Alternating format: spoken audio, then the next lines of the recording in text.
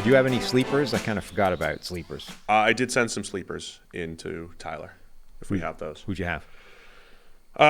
We've got Cameron Mitchell from Northwestern. Okay. Did you like him? Did you watch him a little bit? I watched him a bit, yeah. Great. Again, these are two guys I pulled out of the model and that I watched a little bit. Okay. Cameron Mitchell from Northwestern. Mm-hmm. Starling Thomas V. Yeah. From UAB. Really good athlete. Also ran sub 4.4.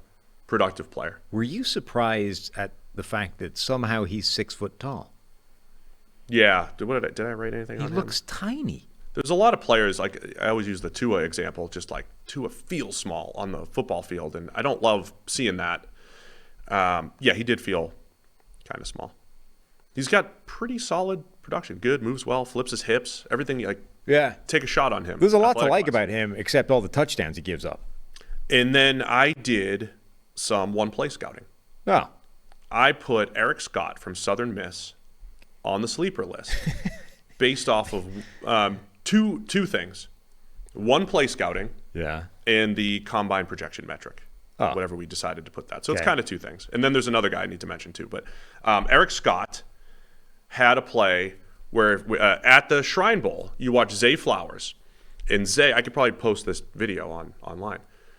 It showed Zay Flowers' awesome change of direction, right? If you were making a clip of here's why we want Zay Flowers, runs this in cut, and it's like, wow, he stops on a dime. But Eric Scott is the cornerback there, and he breaks up the pass. So on what I thought was one of Zay Flowers' best routes, Eric Scott from Southern Miss breaks it up. And Scott was not on my radar when I watched this. And so then I look him up, and I'm like, where's he fit into the model? Not great. Not good at all from a production standpoint until his workout. And it was a minimal workout, but we got some – his jumps were pretty good and everything, and he projects well in the model. So a little one-play scouting, little combine stuff, and I got Eric Scott as my sleeper. Okay. Yeah. Do you have any others? Other players you liked or didn't like? Or yeah, guys that I would list as sleepers. I think Garrett Williams was interesting, the Syracuse corner. Tore his ACL, so he doesn't actually have an awful lot of tape last year, but the tape he had is really good. I think he was on his way to a very good season. He had a couple of things that I thought were really good. He was the guy with that cover 3 replace backside play on the post. There was a point. I love Mike Renner, by the way. I like Renner a lot. We joke about his Tanner McKee stuff. I love Renner stuff. There was a point in the offseason where Garrett Williams may have been cornerback 1. Like really early before guys emerged and all that stuff. And I could see it. Again, I was going to be lower on him anyway. But he's a fringe top 10 to 15 guy too, depending on how you view it. He's got really good movement skills. The ACL obviously doesn't help him. The fact that he's clearly not that fast, I don't think helps him. He was struggling to live with guys that run 4.4 flat when they ran with him. That's not great. But he's got a great drive on underneath. Anything lateral, anything underneath. He might have the best sort of drive and burst to those of anybody in this class. Liked him quite a bit. Jacorian Bennett, the other Maryland corner, I thought was really good. Splits zones really well. Really like him as a zone guy. I think he's like a sneaky slot corner at the next level, maybe. That's what he did most of the time at Maryland, right? Yeah. Another one of those guys that split, did a bit of both. Plays through receivers really well, even very, very late. He's not necessarily always going to get to the ball first, but he's going to make it really difficult for you to actually catch the ball. And then Riley Moss from Iowa. Somehow a white guy wearing number 33 is actually a pretty useful cornerback, which doesn't feel like it should be possible. He's a good player. He really is.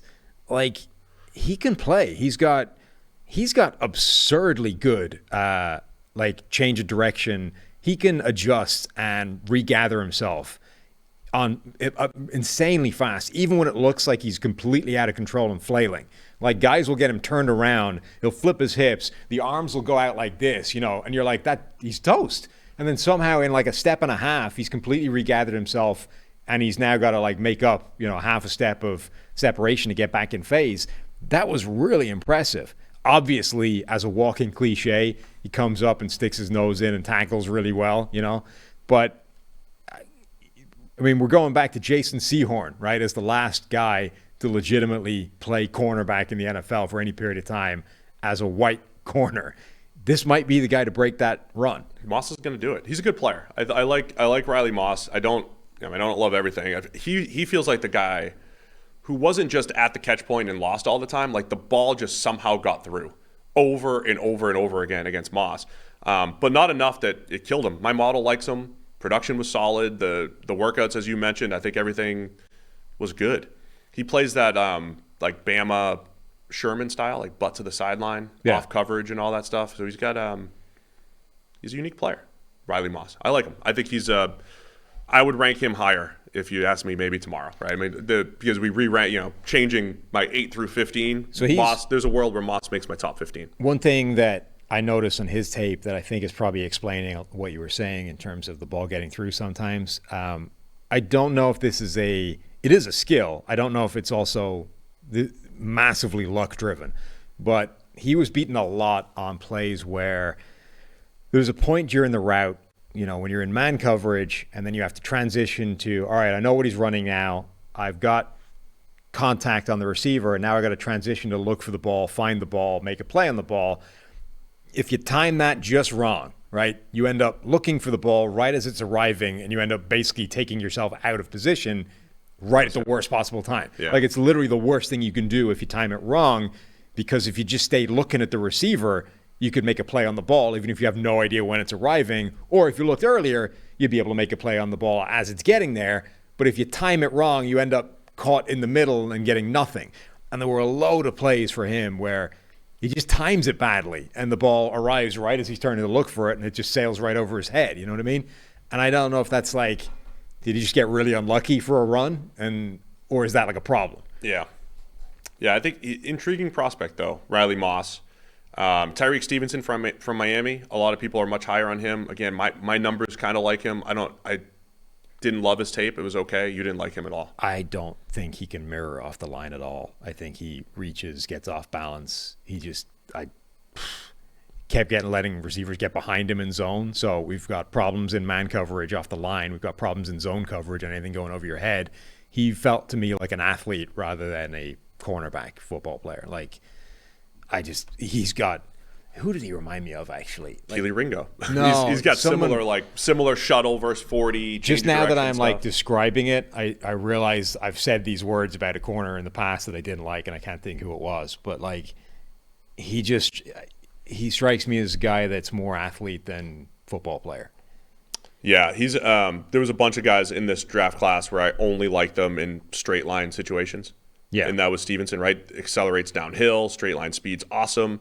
Again, I think I had a little soft spot for just physicality at the catch point. Seeing so many guys lose, I think he's physical at the catch point.